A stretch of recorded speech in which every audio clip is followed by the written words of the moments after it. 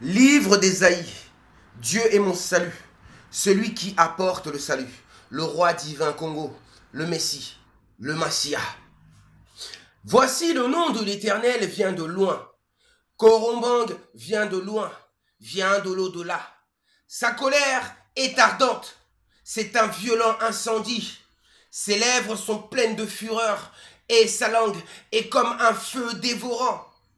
Oui, sa langue est comme un feu dévorant. Mes frères et sœurs, maintenant je vais lire avec vous. Non, je vais vous donner une petite révélation avant de commencer. Kimbangu, je vous l'avais déjà dit lors des vidéos précédentes. Énergie masculine créatrice. Plus Kimpa, Mama Vita Kimpa. L'énergie féminine créatrice. 2. L'énergie masculine créatrice plus l'énergie créatrice féminine est égale Korombang. Le soleil plus la lune est égal l'étoile. Osiris plus Isis est égal Horus. Je suis Horus. Horus est le roi divin Congo. J'ai déjà fait une vidéo où j'y disais justement que c'était le retour d'Horus. Oui, la venue d'Horus. Et Korombang qui est l'étoile. L'étoile signifie Esther. Esther signifie l'étoile.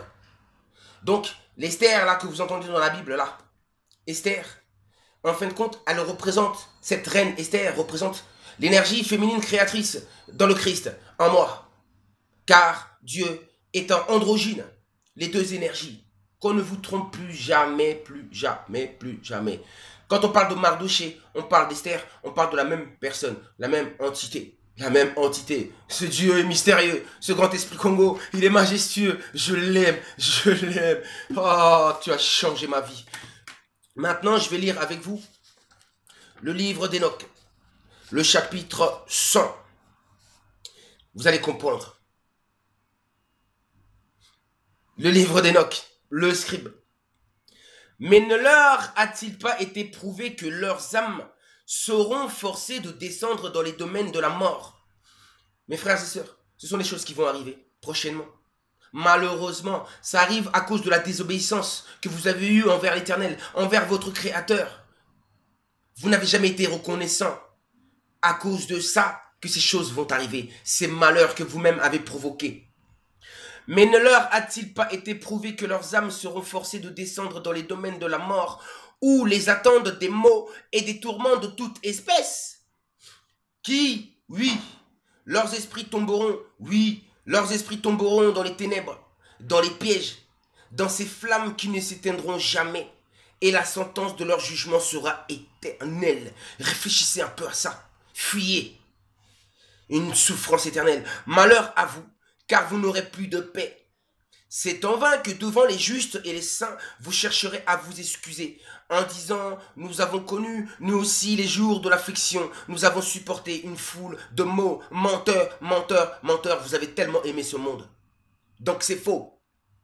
Nos esprits ont été consumés, réduits, amoindris, c'est ce que vous allez vous dire. Vos esprits là-bas dans l'invisible, dans ce désert invisible. Nous étions perdus et personne ne nous portait secours et personne ne nous encourageait. Pas même de la voix, mais on nous a laissé accabler par le malheur et ça en était fait de nous. C'est faux, cette voix elle était à l'intérieur de vous, Dieu vous a toujours parlé à l'intérieur. Et là vous allez dire quoi? Que vous n'avez jamais entendu une voix? C'est faux. Dieu est bon, il vous a toujours fait des appels que vous avez toujours refusés. Il est bon, il est patient. Nous n'espérions plus jouir de la vie. Et cependant, nous avons pensé être un jour au premier rang. Et cependant, dans ce monde-là que vous êtes, ce monde visible, vous croyez être les premiers. Hein? Et cependant, c'est ce que vous allez vous dire, vos esprits maudits, vos âmes. Et cependant, nous avons pensé être un jour au premier rang. Et nous voici au dernier. Nous sommes devenus la proie des pécheurs et des impies. Ils ont pesé leur joug sur nous. Vous allez devenir la proie des mauvais esprits dans notre dimension. Et vous serez leur victime. Vous allez comprendre pourquoi. Alors, nous voulions les fuir. Attends, ouais. Voilà, c'est ça que ça raconte. C'est ce qui va se passer de l'autre côté. Hein? Le monde invisible. Et ce qui nous a borrés et nous opprimés était puissant contre nous. Et nous baissions la tête devant ceux qui nous haïssent et ils ont été sans pitié pour nous. Nous voulions les fuir pour jouir de la paix, mais nous n'avons trouvé aucun lieu qui pût nous servir de refuge contre leur persécution éternelle. Nous avons été portés plainte auprès des princes, et nous avons élevé la voix contre ceux qui nous dévoraient. Mais nos cris ont été inutiles, et ils n'ont pas voulu écouter notre voix. Là-bas, en enfer, là-bas, dans le monde invisible, là-bas, il y a des princes là-bas, du monde des ténèbres, des princes qui sont là. Et ces princes vont vous faire souffrir. Ils vont vous faire subir tous les supplices du monde. Et à chaque fois, vous allez les fuir. Ils vont vous attraper. Ils vont vous faire subir des supplices. Et pour pouvoir vous en sortir de cela, vous allez vous plaindre justement vers les princes de ce monde des ténèbres là-bas, de l'enfer, Infernus. Mais les princes là-bas, ils ne vous protégeront pas. Ils diront que c'est normal. Et ils vont même les encourager, justement, ces anges-là de châtiment, ces esprits de châtiment, de continuer toujours à vous châtier. Parce que c'est comme ça que ça marche dans ce royaume-là.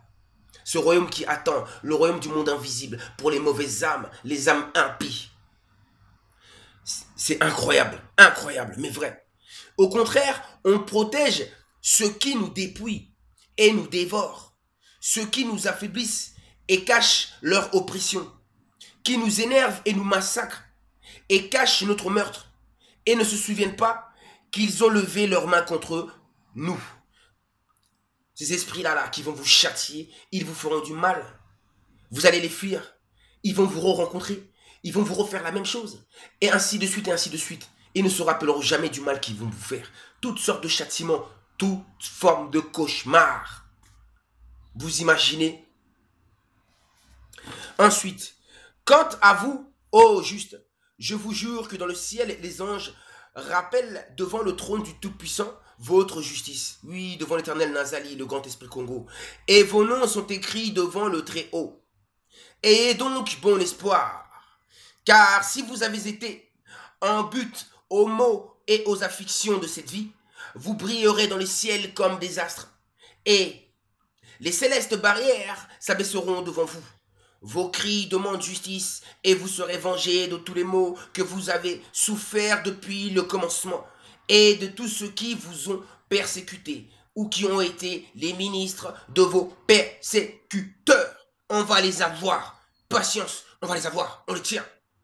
Attendez donc et ne vous laissez point abattre.